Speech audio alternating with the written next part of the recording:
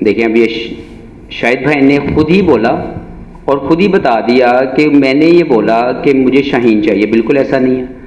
तो इसके बारे में तो जो शाहिद भाई हैं वही इसके बारे में बता सकते हैं कि वो क्यों नहीं चाहते थे कि शाहीन कप्तान बने और वो क्यों चाहते थे कि रिजवान कप्तान बने। बता दें कि आपको प्रोफेसर कहा जाता है, तो इस मुश्किल टूर के लिए आपके नज़दीक कौन सा आपका ऐसा स्टूडेंट है जो ट्रम्प कार्ड साबित हो सकता है? दूसरा ये बता दें कि ऑफ स्पिनर नथन लाइन उनके पास एक हैं, आप खुद भी ऑफ स्पिनर रह चुके हैं, क्या आपने स्टूडेंट्स को कोई ऐसा टिप दिया है कि नथन लाइन को वो टैकल कर सकें? देखिए, सबसे पहले तो मेरे प्रोफेसर होने पे आप बिल्कुल जो है वो ये ना सोचेगा कि मुझे सब कुछ आता है, मुझे लर्न करना है। मुझे भी बहुत ज़्यादा चीज़ें हैं, हमेशा हर दिन ज़िंदगी का आपको कुछ ना कुछ सिखा रहा होता है। तो एक राइट स्ट्रेटेजी ज़रूर कोशिश करेंगे कि बना के पाकिस्तान टीम की मैनेजमेंट के थ्रू जो है प्लेयरों को बताई जाए। और अभी तक जितने भी प्लेयर हैं, जो सबसे अच्छी बात है इस ग्रुप के अंदर, इस पाकिस्तानी टीम के अंदर, कि हर प्लेयर जो है वो अपने स्किल्स को इन्हेंस करना चाहता है। वो अपने जहाँ पे वो खड़ा है वहाँ से ऊपर जाना चाहता है। उसका हमेशा जो सोच जो मुझे नज़र आई अभी 6-7 दिन में, हर एक प्लेयर मेहनत करके वो चीज़ जो उसको लग रहा है कि उसकी कमी है उसको पूरा करने की कोशिश कर रहा है। दूसरा जो आपने बात की कि नेथन लाइन के हवाले से, तो हम उसकी प्रैक्टिस कर सकते हैं। हमने काफ़ी ठीक है, हमारे पास हमारे जो स्क्वाड के अंदर है वो ऑफ स्पिनर नहीं है। और अनफॉर्चुनेटली पूरे पाकिस्तान के अंदर साजिद खान है, उनके अलावा हमें कोई ऑफ स्पिनर नज़र ही नहीं आ रहा था। लेकिन हमारे पास जो 2 स्पिनर मौजूद हैं, अब्रार और नुमान, ये दोनों बहुत ही बेहतरीन टेस्ट क्रिकेट खेल चुके हुए हैं। हमारे बैट्समैनों के पास जो चैलेंज है वो ये है कि वो सिर्फ नेथन लाइन को मैनेज करना नहीं है, हमने वहाँ पे डोमिनेट करने की जो स्ट्रेटेजी है वो बनाई है और बनाते रहेंगे कि जब जब हम लोग वहाँ पे जाएं हम डोमिनेशन पोजीशन में रह के क्रिकेट खेलें। उसके मुतालिक फेलियर हो सकता है, सक्सेस हो सकती है, लेकिन एक राइट माइंडसेट, एक राइट टीम गोल होगा जिसके ऊपर सब लोग खेलेंगे। तो इंशाल्लाह वी विल ट्राई कि हम लोग एक टीम गोल को अचीव करने के लिए अपनी अपनी कंट्रीब्यूशन दें। कादिर, उस्मान, कादिर और इमरान। अच्छा सर, शाहिद अफरीदी साहब ने कुछ दिन पहले प्रोग्राम में कहा था कि शाहीन अफरीदी को कप्तान बनाने के हक में नहीं थे वो, और वो चाहते थे कि T20 का कप्तान जो है मोहम्मद रिजवान को बनाया जाए। लेकिन मोहम्मद हफीज़ ने तजवीज़ ये दी थी कि शाहीन अफरीदी को कप्तान बनाया जाए। तो आप लाहौर कलंदर में भी उनके साथ खेले हुए हैं, क्या ये भी वजह हो सकती है शाहीन अफरीदी का नाम तजवीज़ करने की? देखिए, अब ये शाहिद भाई ने खुद ही बोला और खुद ही बता दिया कि मैंने ये बोला कि मुझे शाहीन चाहिए। बिल्कुल ऐसा नहीं है। तो इसके बारे में तो जो शाहिद भाई हैं वही इसके बारे में बता सकते हैं कि वो क्यों नहीं चाहते थे कि शाहीन कप्तान बने और वो क्यों चाहते थे कि रिजवान कप्तान बने। तो मेरा ख्याल है कि इस तरह की स्टेटमेंट जिसका मैं जवाबदेह नहीं हूँ वो ना पूछी जाए तो बेहतर। अगर कोई और सवाल है तो उसके लिए मैं हाजिर हूँ, क्योंकि जो भी पाकिस्तान टीम का कप्तान बना है, I think they are the very best performer for Pakistan. शांत को अगर आप बात करें तो मैं समझता हूँ कि उसकी इंटेलेक्चुअल जो माइंड सेट है, जो उसकी ऑनेस्टी है, जो उसके खेल के अंदर जो निखार है, वो डे बाय डे बढ़ रहा है। और मुझे लगता है कि ये एक बेहतरीन डिसीजन है पाकिस्तान क्रिकेट के लिए कि 2 यंगस्टर जो राइट वे में पाकिस्तान को लीड कर सकते हैं उनका इंतखाब किया गया। उसमें मुस्तकबिल में हो सकता है कोई और भी पाकिस्तान टीम के लिए कप्तान बन जाए, तो इसमें कोई किसी को कमी नहीं हो जाती और कोई जो है वो बढ़कर जो है वो ना अपने आप को समझे, क्योंकि पाकिस्तान की रिप्रेजेंटेशन करना बहुत बड़ा प्राइड है, वो किसी को भी मिल रही है। उसके साथ जो एडेड रिस्पॉन्सिबिलिटी अगर आपको एज ए कप्तान दी जाती है तो वो भी एक बहुत बड़ी जिम्मेदारी है। और मेरा ख्याल है कि ज़का अशरफ साहब ने जो फैसले किए दोनों कप्तानों को लेके, बाबर आजम जब एग्जिट हो गए, तो मुझे लगता है कि ये दोनों बेहतरीन क्रिकेटर हैं और मुझे ये लगता है कि इन दोनों के अंदर टेक्निकल एंड टैक्टिकल ग्रोथ है एज ए कैप्टन कि वो पाकिस्तान के लिए कामयाबी हासिल करे दोनों डिफरेंट फॉर्मेट्स में। उस्मान, इमरान। अच्छा हफीज़ भाई, आपसे क्लैरिटी लेना चाह रहे थे हारिस रऊफ के मामले। जी, हारिस रऊफ के मामले पे क्लैरिटी लेना चाह रहा था आपसे कि क्या ये वजह तो नहीं है कि उन्होंने टेस्ट सीरीज़ खेलने से इनकार किया जिसकी वजह से उनको अभी तक बिग बैश के लिए NOC नहीं दिया गया है? और इसके साथ साथ अगर हम बाकी प्लेयर्स का भी देखें तो वो भी बिग बैश लीग खेलना चाह रहे हैं। उसामा मीर हैं, जमान खान भी हैं जिनको अभी तक NOC नहीं मिला है, क्योंकि इससे इफेक्ट भी हो सकता है पाकिस्तान टीम का, पाकिस्तान क्रिकेट बोर्ड का ऑस्ट्रेलियन क्रिकेट बोर्ड के साथ जो ताल्लुक है वो भी। तो इस बारे में थोड़ा सा क्लियर कर दें। देखिए, NOC पॉलिसी मैंने बोला कि बहुत जल्दी आप तक क्लैरिटी के साथ पहुंच जाएगी, लेकिन मैं अभी तक जो मैं समझाऊँ सारे मामले में, पाकिस्तान की रिप्रेजेंटेशन जब आपको सेंट्रल कॉन्ट्रैक्ट ऑफर होता है तो there is a strong reason that कि आपको वो सेंट्रल कॉन्ट्रैक्ट मिले। उसके लिए जो फ्यूचर टूर प्रोग्राम के अंदर जो तीनों फॉर्मेट है उसको खेलने के लिए एक 20, 25 या 30 जितने प्लेयरों को सेंट्रल कॉन्ट्रैक्ट मिलता है तो उसका मकसद होता है कि आप उसके लिए अवेलेबल हों। अब उसके बाद एक पैरेलल ऑप्शन इंटरनेशनल क्रिकेट के अंदर लीग्स की सूरत में आपके सामने आ गई है, तो उसमें ये देखा जाएगा कि जैसे अनफॉर्चुनेटली हमने सब ने एक्सपीरियंस किया और इसकी बहुत ज़्यादा स्टेटमेंट्स आई कि एशिया कप और वर्ल्ड कप के अंदर पाकिस्तानी टीम के फटीग होने के मुतालिक बात की गई कि पाकिस्तानी प्लेयर्स जो थे वो फटीग हो गए और वो इंजर्ड हो रहे हैं बिकॉज उनकी परफॉर्मेंस में वो निखार नहीं है बिकॉज उनका वर्कलोड बहुत ज़्यादा है। मूविंग टुवर्ड्स वर्ल्ड कप जो हमारा जो सबसे बड़ी असाइनमेंट हमारे सब दिमाग में है, T20 वर्ल्ड कप की मैं बात कर रहा हूँ, तो जो NOC पॉलिसी होगी वो बेस कर रही होगी कि पाकिस्तान को किस चीज़ की ज़रूरत है। पाकिस्तान को अगर हमें फिट प्लेयर देने हैं तो हमने उनके वर्कलोड को मेक श्योर करना है, उसमें जो मैक्सिमम अपॉर्चुनिटी आपने अपनी एनर्जी या अपनी अवेलेबिलिटी देनी है वो पाकिस्तान के लिए। उसके बाद अगर किसी को भी कोई मौका मिलता है कि अगर वो कहीं पे जाके अगर खेल सकता है तो उसको ज़रूर कंसीडर किया जाएगा और इसमें बड़ी क्लियर पॉलिसी NOC की बहुत जल्द PCB के थ्रू तमाम लोगों तक पहुँचेगी। हफीज़ भाई, Imran Sohail, metro time sports है। सबसे पहले तो मुझे इस बात की खुशी है कि पहली दफ़ा कोई ऐसा बंदा यहाँ बैठा है जिससे बहुत लड़ाई की क्रिकेट के अंदर, पाकिस्तान को मैचेस छीन के दिए।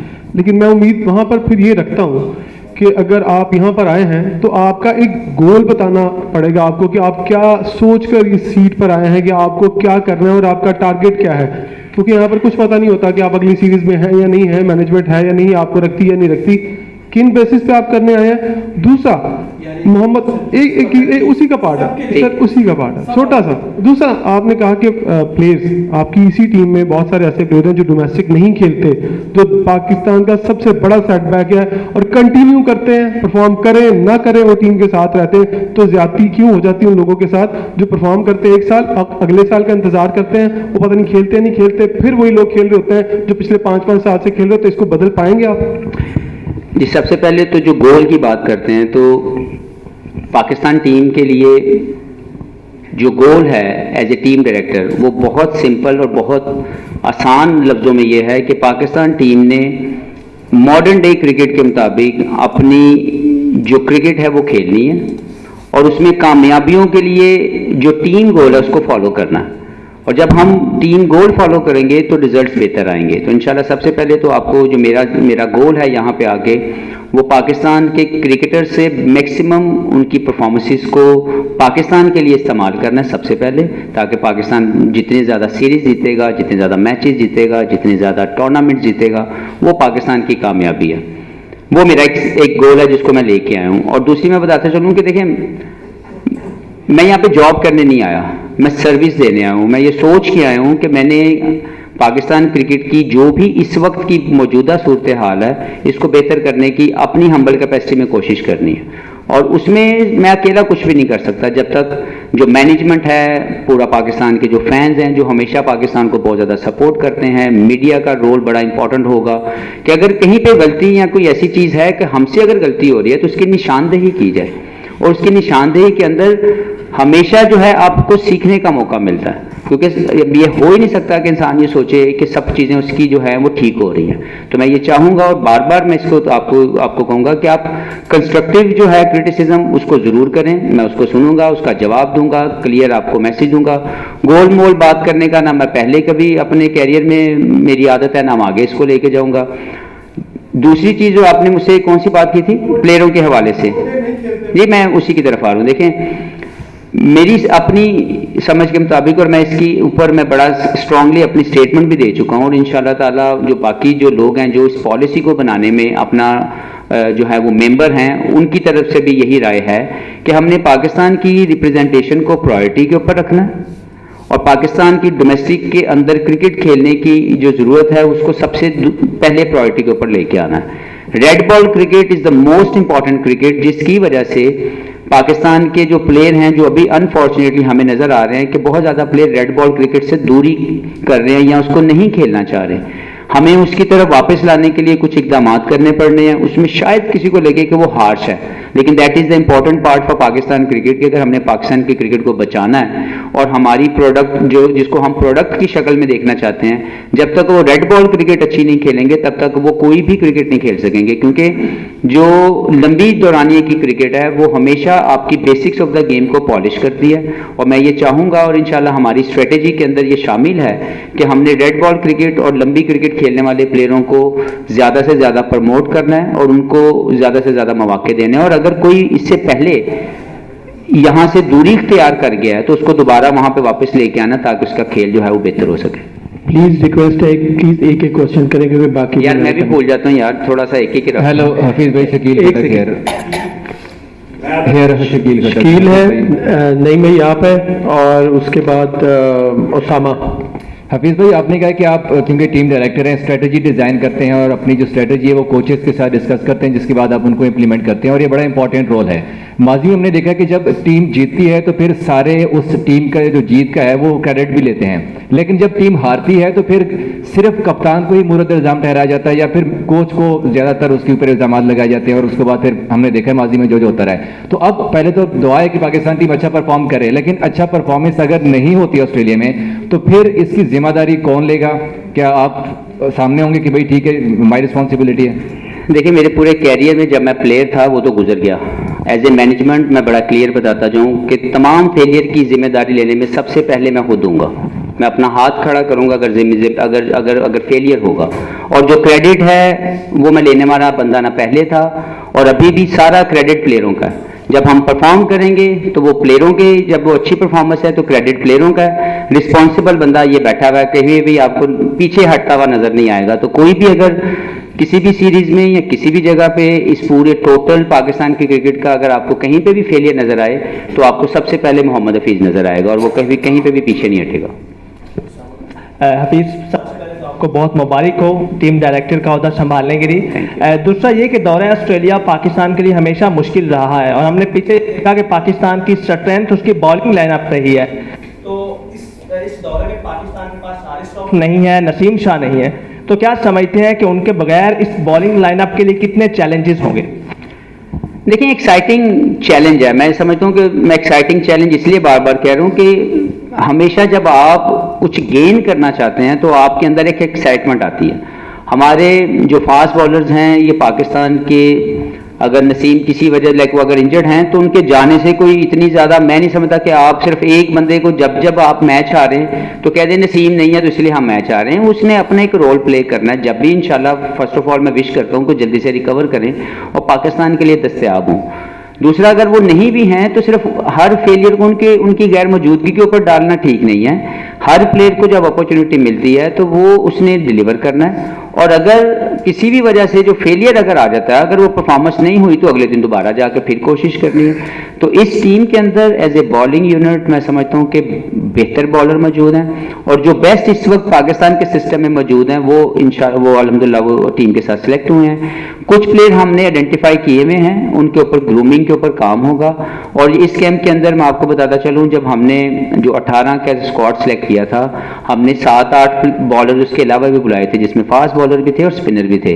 उसका मकसद ये था कि हम उन लोगों को उनकी जो भी इश्यूज इस वक्त वो ऑन गोइंग इश्यूज है उसको आइडेंटिफाई कर सकें, उनको राइट सोल्यूशन प्लान दे सकें, ताकि जब भी वो हमारे पास आए, जब भी हमें उनकी जरूरत हो तो वो एक रेडी प्रोडक्ट बन के हमारे पास पहुंचे, which I am sure they will also work hard. लेकिन इस वक्त के स्क्वाड के अंदर जो जो भी ऑस्ट्रेलिया टूर के लिए जा रहा है, मेरी बहुत स्ट्रांग जो है वो गट फीलिंग है कि ये वाली बॉलिंग लाइनअप जरूर वहां पे जो है वो जीतने वाली जो है वो परफॉर्मेंस देगी। और 20 विकेट लेने जब आप लेंगे तो आपके पास जीतने के ज्यादा चांसेस हैं। तो मुझे लगता है कि हमारी इस बॉलिंग के अंदर वो तमाम चीजें मौजूद हैं। मोहम्मद हफीज, बहुत अच्छी बात है पाकिस्तान क्रिकेट बोर्ड की कि इंडिजिनस कोचिंग रिसोर्सेज जो हैं उनके ऊपर भरोसा किया है और उनको मौका दिया है।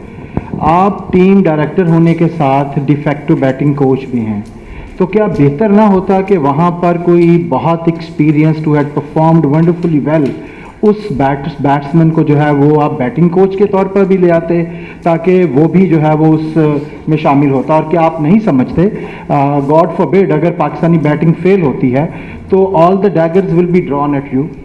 ये मैं आपको बता दूं कि मैं बैटिंग कोच बिल्कुल नहीं हूं, और जो आपकी वाली बात है वो अभी तक, क्योंकि हमारी जो टीम मैनेजमेंट है वो आपके सामने नहीं आई, क्योंकि उसमें एक आध चीज़ टेक्निकल को थी, वो इंशाल्लाह बहुत जल्दी आप तक वो आ जाएगी। Total management of the team जो यहाँ पे टूर कर रही है, वहाँ पे ऑलरेडी हमने जो ऑस्ट्रेलिया के जो हमें ज़रूरत है, क्योंकि कंडीशनल जो एडजस्टमेंट रिक्वायर्ड है, स्ट्रेटेजिकल जो एडजस्टमेंट रिक्वायर्ड है, उसके लिए हमने वहाँ से जो है कोचिज़ को अपने साथ जो है इंगेज किया है फॉर दिस सीरीज़, और बहुत जल्दी आपको उनके नाम भी मिल लेंगे। उनको इसलिए हमने जो है अपने साथ ऐड किया है कि वहाँ की कंडीशन के मुताबिक, क्योंकि उन्होंने वहाँ पे ज़्यादा टाइम गुजारा हुआ है, वहाँ पे उनकी कंडीशनल एडजस्टमेंट जो है वो ज़्यादा बेहतर तरीके से बता सकते हैं, तो इसलिए उनको हमने अपने साथ अपने सपोर्टिंग स्टाफ के अंदर इंगेज किया, और इंशाल्लाह बहुत जल्द आपके पास नाम भी उसके जो है वो बता दिए जाएंगे। जी, नेक्स्ट है अशरफ शेख साहब।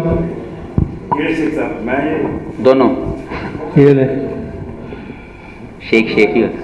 मुश्किल हो गया एक